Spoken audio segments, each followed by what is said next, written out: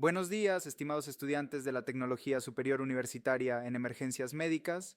Es un honor estar nuevamente con ustedes para adentrarnos en lo que yo llamo la reingeniería del soporte vital básico. Hoy vamos a dejar de lado esa visión simplista de que la reanimación es solo apretar el pecho para entenderla como lo que realmente es, una disciplina hemodinámica dinámica y científicamente rigurosa. En esta primera sesión, nos vamos a concentrar en la fisiología profunda de la reanimación, la biofísica de nuestras compresiones y por qué el tiempo no es solo oro, sino que es vida a nivel celular. Comencemos rompiendo paradigmas. Históricamente se nos ha enseñado el soporte vital básico como una lista de chequeo estática, una receta de cocina que seguimos mecánicamente.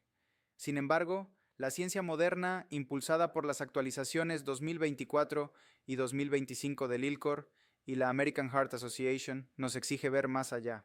La parada cardíaca súbita es un evento catastrófico que marca el cese abrupto de la actividad mecánica del corazón, lo que resulta en una interrupción total de la perfusión sistémica.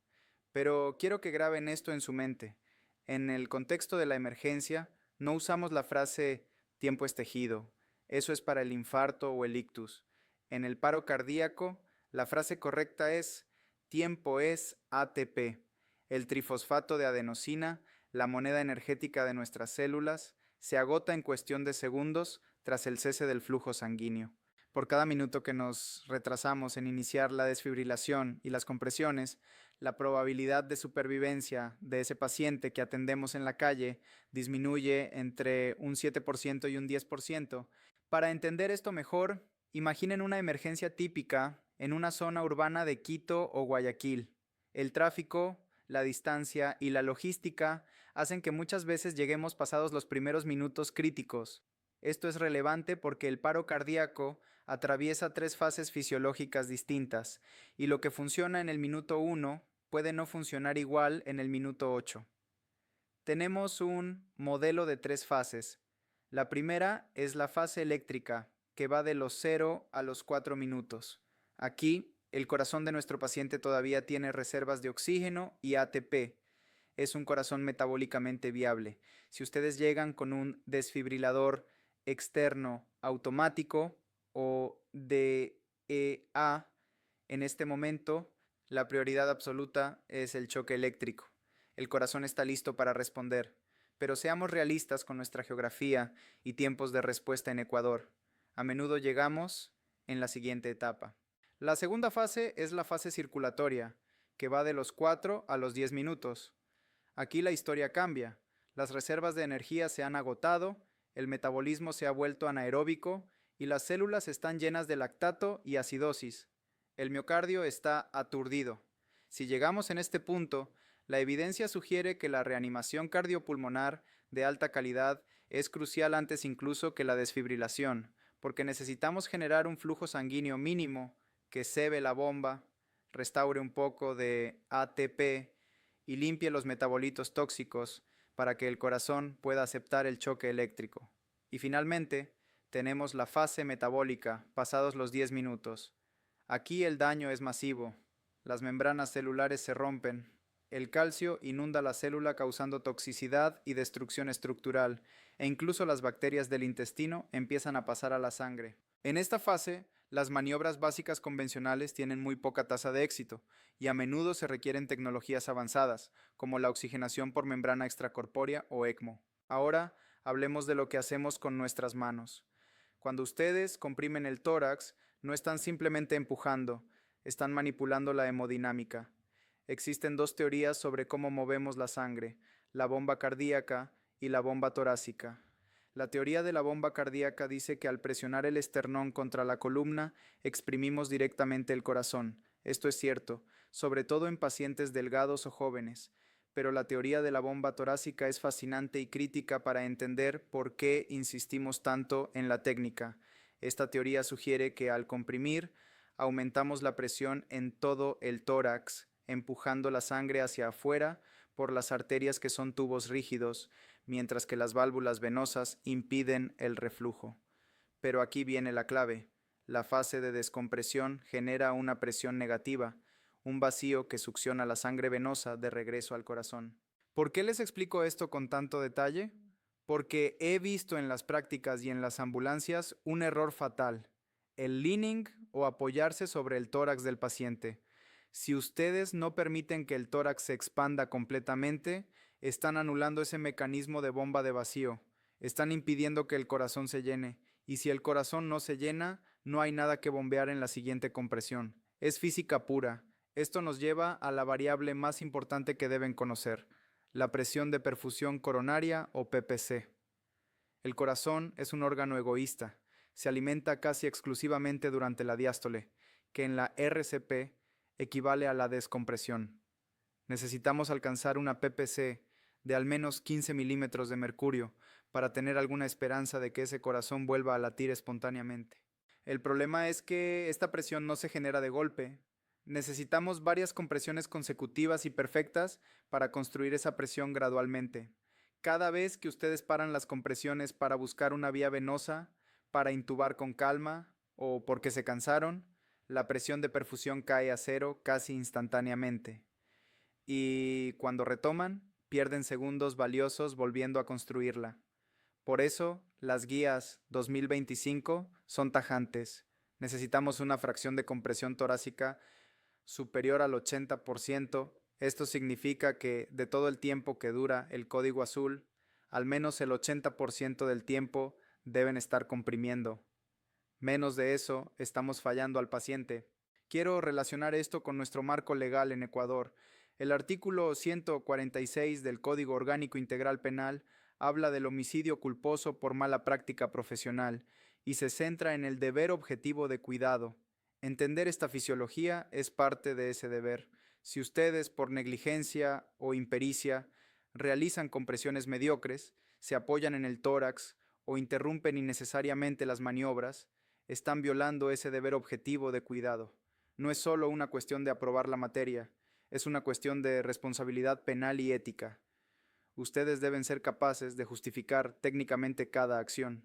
Por ejemplo, si deciden no interrumpir las compresiones para ventilar, porque priorizan la presión de perfusión coronaria, están actuando bajo la mejor evidencia científica disponible y cumpliendo con la lex artis.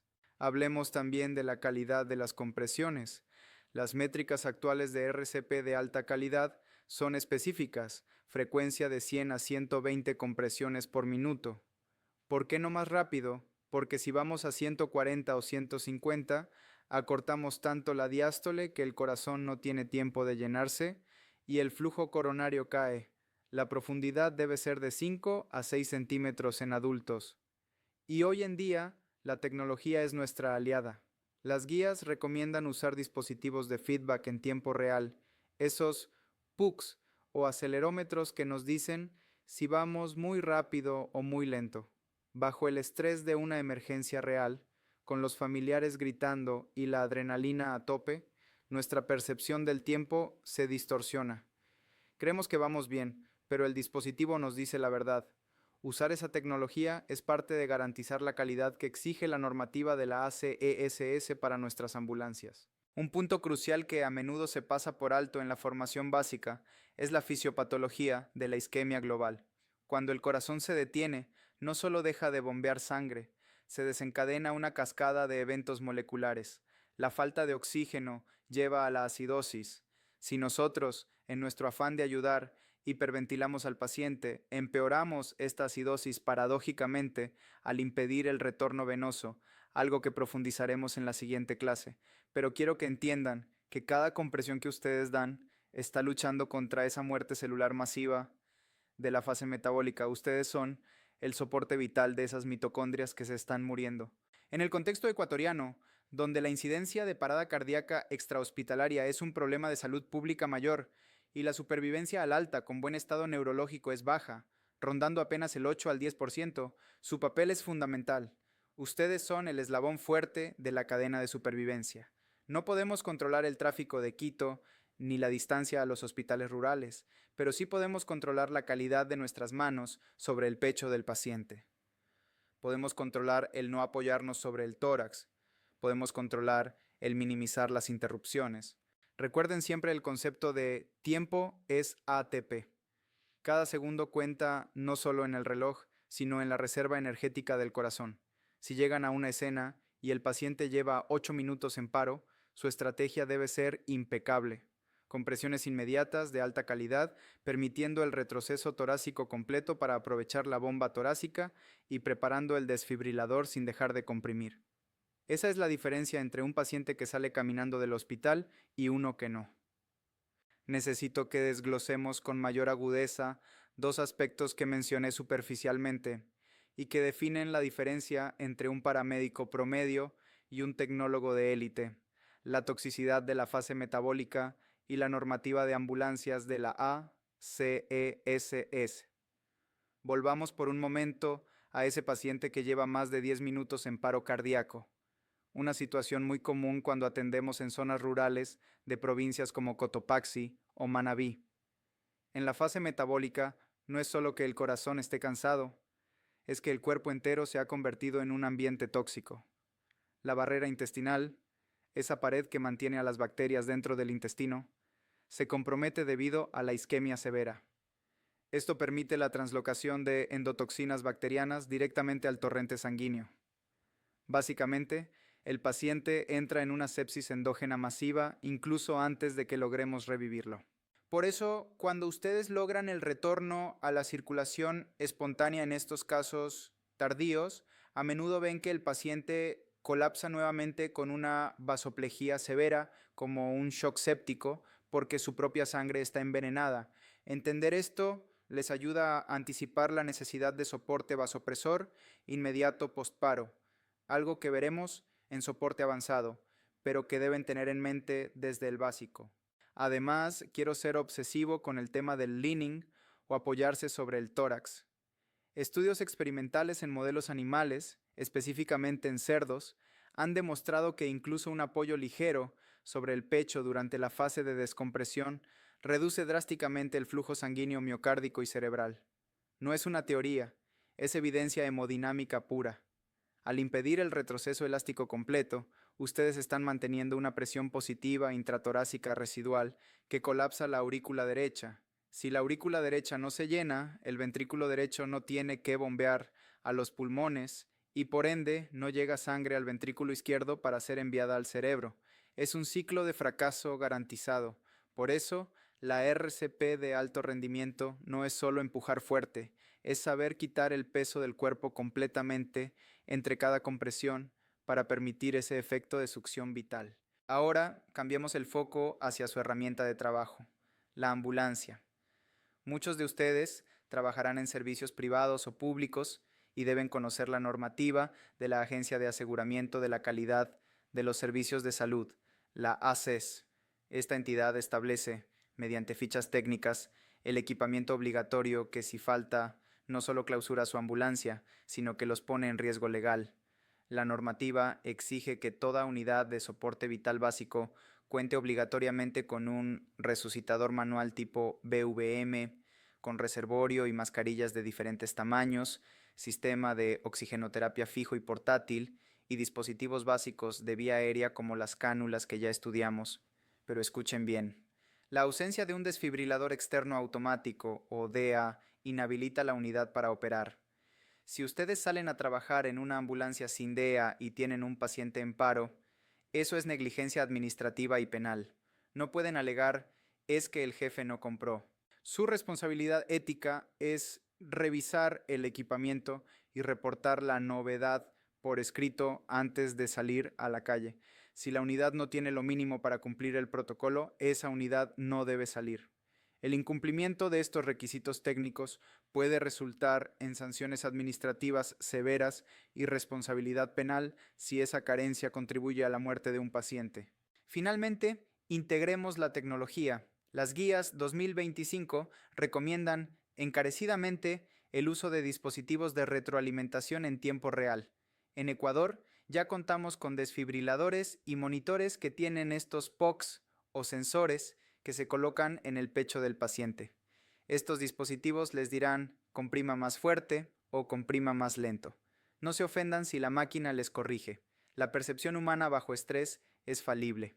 Aceptar la ayuda tecnológica es un signo de madurez profesional que garantiza que nos mantengamos en el rango de 100 a 120 compresiones por minuto y los 5 a 6 centímetros de profundidad necesarios para mantener la perfusión. Recuerden, la excelencia no es un accidente, es el resultado de la disciplina, el conocimiento de la fisiología oculta y el respeto irrestricto a la normativa legal y técnica. Para cerrar esta primera parte, quiero que reflexionen sobre la responsabilidad que llevan en sus manos.